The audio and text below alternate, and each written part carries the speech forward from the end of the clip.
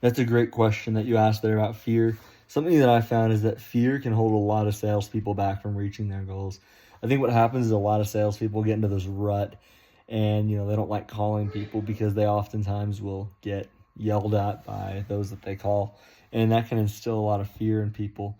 And so a lot of them just won't press forward through that. But I found that as I press forward even through my fears through sales, or as I've watched reps do that in my case, they're able to eventually see the results that they want.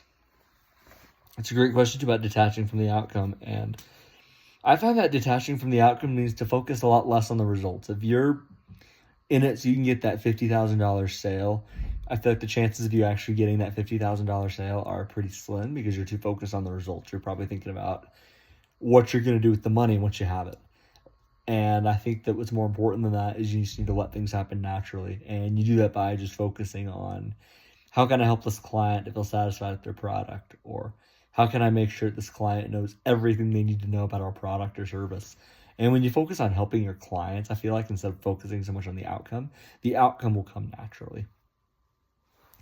Yeah, my biggest takeaway from the active listening section was that there's just one, the importance of asking open-ended questions. But the other thing that really stuck out to me is to not focus so much on what I'm going to say when other people are speaking to me, not just in sales situations, but in any situation in general.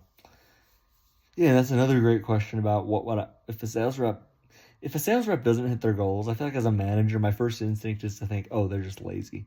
But I feel like it's important to take a step back and say to yourself, like, what have I not taught them yet that's holding them back? Because if you teach them, if you take a step back, you're going to find something where you're like, I don't think I've gone over that with them. And then you go over that with them and you'll be able to see their results change.